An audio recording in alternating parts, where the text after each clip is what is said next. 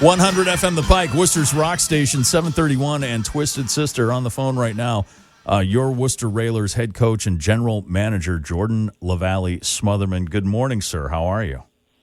Good morning. I'm good. How are you guys? Good. Awesome. We've got, let's see, how many? 8 games left? 8 games remaining. And we got 3 home games coming up, one tonight at the DCU Center. And then this weekend, though, super important games. Well, at this point in the season, if you're in the race for the playoffs, they're all super important games, are they? But Adirondack is on your tail still.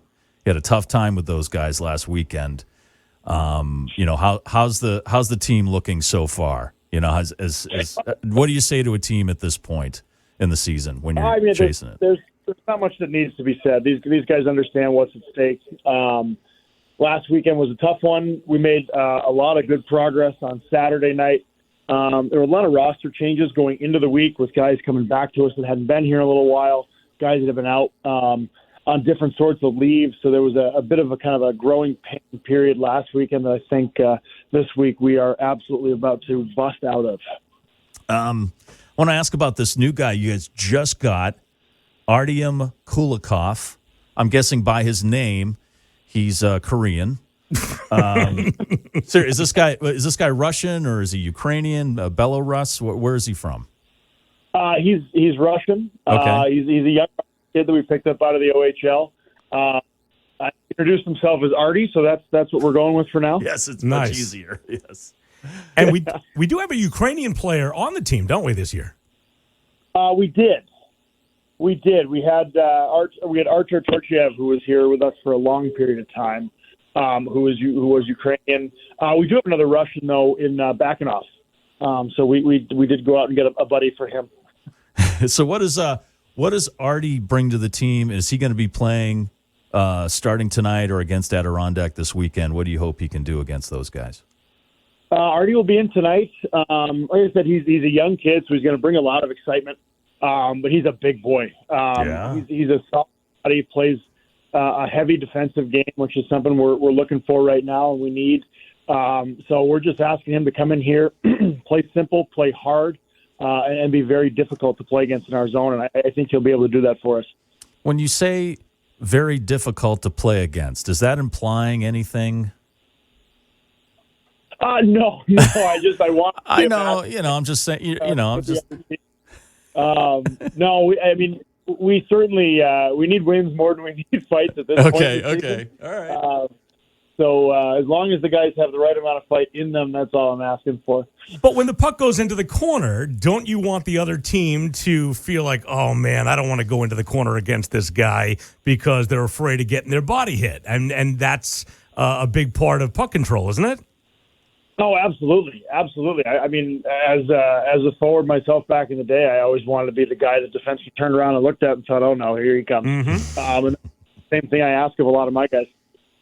I want to ask you about Brad Marchand and who were they playing against where he took that guy out? The guy took down, who was it, Bergeron and Marchand came all the way across the ice. It was Montreal, yeah, I believe.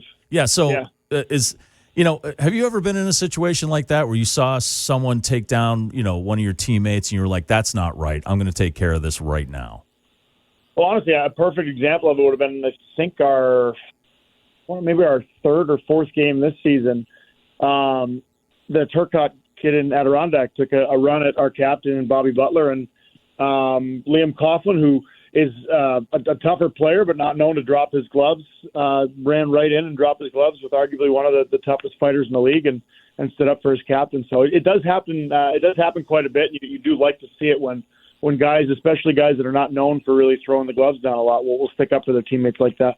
Is that Turcotte who used to be on the Railers? Oh, yeah. It is, yeah, it is. Mr. Excitement is what I used to call him. Every time he got on the ice, there was trouble. Yeah, which is good. That was the case this year, too. I think he saw 3 or 4 suspensions this year. Wow. Yeah. He's one of those guys that's just a super nice guy off the ice, and then something clicks in his head when he gets on the ice. And I've known guys in the NHL to be like that as well. The nicest guys off the ice. And I think we've talked about this, Smo, as well, that something happens to some players when they hit the ice in a hockey game that they just get crazy, literally go crazy. Yeah, the wires cross behind the eyes there, and you can't control them. There are definitely a number of guys. Well, there's a bunch of things going on with the games tonight. Starting tonight, there is a book drive. If you bring books to donate down to the DCU Center, they will give you free tickets for next Wednesday's game. So that's a great thing. They're doing that tonight. They're doing it Friday night and Saturday night.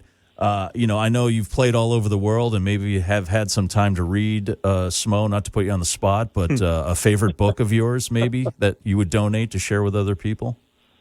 She's a favorite book of mine. I haven't read a book in the last 2 years of how busy I've been. Well, I mean, something like, I don't know, Goodnight Moon, Are You There, God? It's Me, Margaret from Judy Blume. We're going children's books. I had one that was called Pigs at Home as a kid. That was a childhood favorite of mine. Something by Seuss. Yeah, The Doctor. The Good Doctor, yeah, yes. There was another one that now that I actually think back about it was called King Big Goods in the Bathtub, and horribly inappropriate, the entire thing. So I'm starting to question some of the books that I read. Some don't age very well. Right.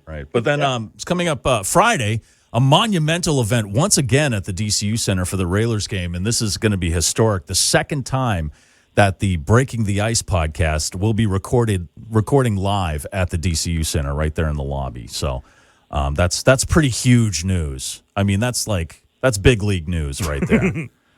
So in the middle of a playoff rush, that's massive news. Yeah, that's it's massive, right? That's huge. So it'll be me and Josh Dolan and the Breaking the Ice podcast. If you're coming by the game, stop by and say hello. And I hope you can do that too, Smoothie. Stop by and say hello to us. Hello to you guys again. No question.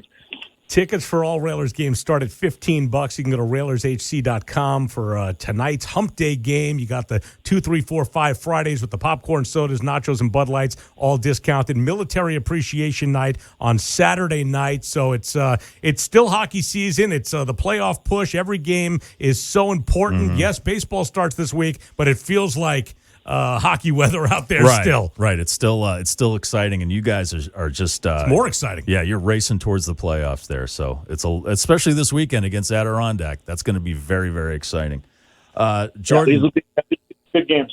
Jordan, thank you very much for taking the time this morning, man. We appreciate it, especially on a game day. I know you're busy, so good luck tonight, and then we'll also see you this weekend, man. Thanks.